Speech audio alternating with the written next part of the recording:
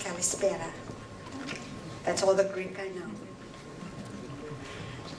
I'm so happy to be presenting today on a topic that really relates to everything we've talked about during the last sessions, to the extent that this industry is beginning to adopt or has adopted areas of data, information, and indeed big data. There is a companion to that that goes along with the need of every single ship operator, and that is what to do about securing that data. Do we know what the value of the data is to our companies? If indeed we know that a vessel that we have ordered, that we have specified, is optimized, is efficient, and is running properly, and therefore will make us money, how do we secure the data going to that vessel, from that vessel? And moreover, how do we secure the data and the assets within the company's operation, within the enterprise? So I'm in very good company today. I'm very delighted that Be Cyber Aware is here. You're doing a great job, and we really, really applaud that. And there are some other organizations as well that I think are contributing to this. So our company, Hudson, I don't know if any of you know us. Some of you may feel that we're only related to oil pollution, OPA 90. Others of you only know us for our security work, or TMSA, etc. We're around, we're doing this, and I won't go through that too much, just to understand that about 4 years ago, we realized that a risk that the owners were going to have to face involved understanding and preparing for the cyber risk that was coming at us.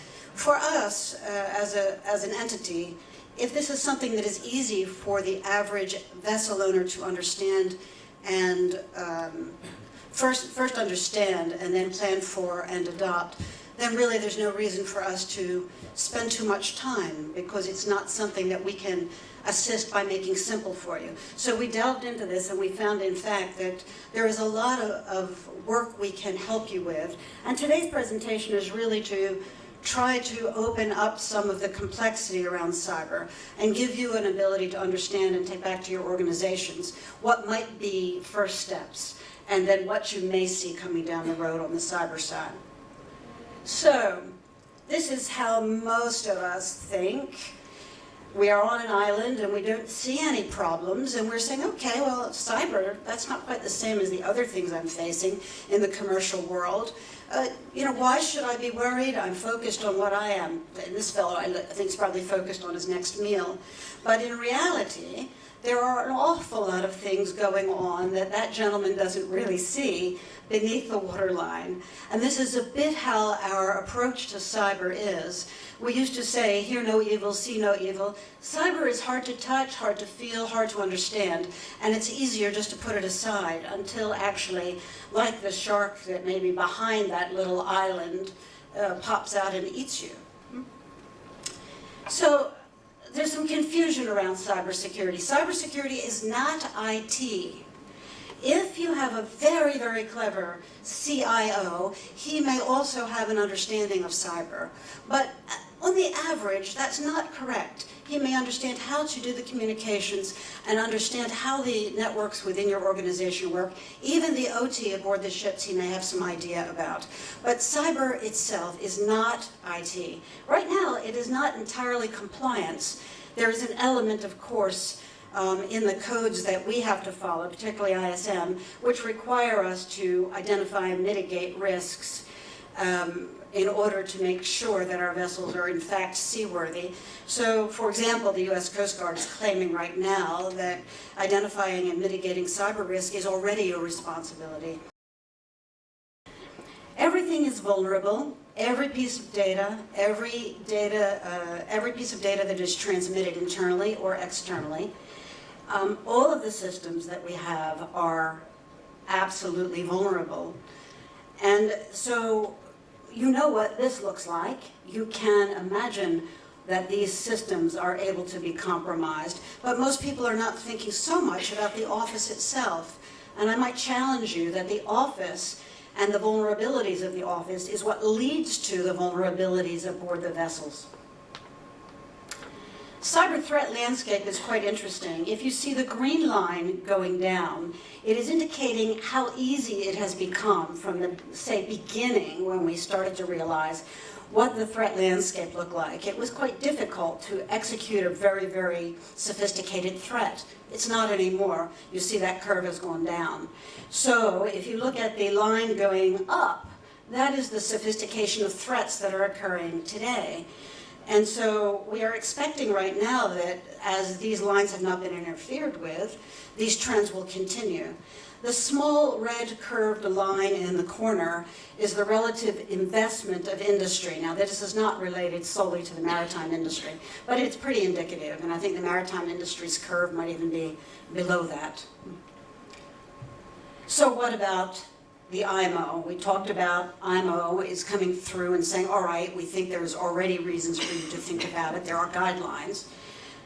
We know that, and we know that assessing and comparing an organization's current and desired cyber risk management postures is something you're encouraged to do now. But we in the shipping community are saying, well, it's not a regulation. I don't have money for things that I'm not regulated for unless it's going to help me commercially. I might argue that now's the time, because although it's not a regulation, this really is a key to protecting the assets you're building every day.